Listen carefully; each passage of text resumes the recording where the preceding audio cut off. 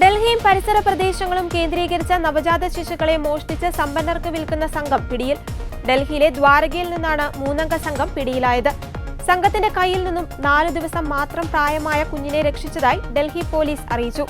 സംഘത്തിലെ പ്രധാനിയായ യുവതി ഒളിവിലാണ്. ഇവരെ കണ്ടെത്തുവാനുള്ള അന്വേഷണം ഊർജിതമാക്കിയിട്ടുള്ളതായും പോലീസ് വ്യക്തമാക്കി. ഗുജറാത്ത്, രാജസ്ഥാൻ എന്നീ സംസ്ഥാനങ്ങളും NCRഉം കേന്ദ്രീകരിച്ചാണ് സംഘം പ്രവർത്തിച്ചിരുന്നത്. ഗുജറാത്ത്, രാജസ്ഥാൻ എന്നിവിടങ്ങളിൽ നിന്നായി കുഞ്ഞുങ്ങളെ മോഷ്ടിക്കുകയും ഡൽഹിയിൽ വിൽക്കുകയുമാണ് സംഘം ചെയ്തു വന്നിരുന്നത്. ഗുജറാത്തിന്റെയും രാജസ്ഥാന്റെയും അതിർത്തി പ്രദേശങ്ങളിൽ നിന്നാണ് ഇവർ പ്രധാനമായും കുഞ്ഞുങ്ങളെ മോഷ്ടിച്ചിരുന്നത്. സാമൂഹികവും സാമ്പത്തികമായി പിന്നാക്കം നിൽക്കുന്ന ആളുകളുടെ വീട്ടിലെ കുഞ്ഞുങ്ങളെ കൃത്യമായ പദ്ധതി തയ്യാറാക്കി മോഷ്ടിച്ചാണ് സംഘം സമ്പന്നർക്ക് വിറ്റിരുന്നത്. പ്രതികൾ ഇത്തരത്തിൽ 30ഓളം കുട്ടികളെ വിറ്റിട്ടുണ്ട് എന്നാണ് പോലീസ് നൽകുന്ന വിവരം. 5 മുതൽ 10 ലക്ഷം രൂപയ്ക്ക് വരെയാണ് ഇവർ കുഞ്ഞുങ്ങളെ വിറ്റിരുന്നത്. യസ്മിൻ, അഞ്ജലി, ജിതേന്ദ്ര എന്നിവരാണ് അറസ്റ്റിലായത്.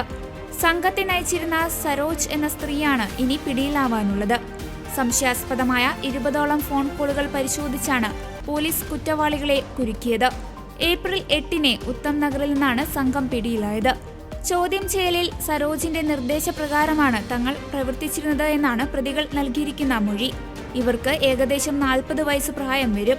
അവരാണ് സംഘത്തിന്റെ നേതാവ്. ഇവർക്കായുള്ള തിരച്ചിൽ ഊർജിതമാക്കിയിട്ടുണ്ടെന്ന് ദ്വാരക DCP അങ്കിത് ചൗഹാൻ പറഞ്ഞു.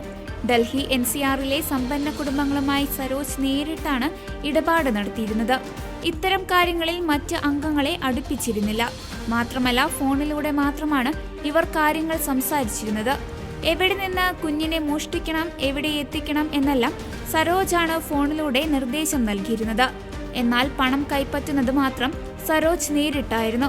സംഘത്തിലെ യസ്മിനായിരുന്നു കുഞ്ഞുങ്ങളെ മോഷ്ടിക്കാനുള്ള ചുമതല. കുഞ്ഞുങ്ങളെ ഡൽഹിയിൽ സരോജിന്റെ അടുത്ത് എത്തിക്കണം. അവിടെ നിന്നും കുഞ്ഞിനെ വാങ്ങിയ ആളുടെ കൈകളിൽ എത്തിക്കേണ്ടത് അഞ്ജലിയുടെ ചുമതലയാണ്. ഡീലിൽ ലഭിക്കുന്ന പണം എല്ലാവർക്കും സരോജാണ് വീതിച്ചു നൽകിയിരുന്നത്.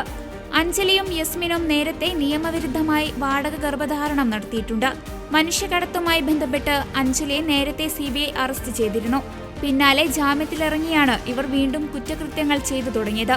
സംഘം ആർക്കൊക്കെയാണ് ഇതുവരെ കുഞ്ഞുങ്ങളെ വിറ്റത് എന്നത് സംബന്ധിച്ച് വിവരങ്ങൾ ലഭിച്ചിട്ടുള്ളതായും പോലീസ് അറിയിച്ചു.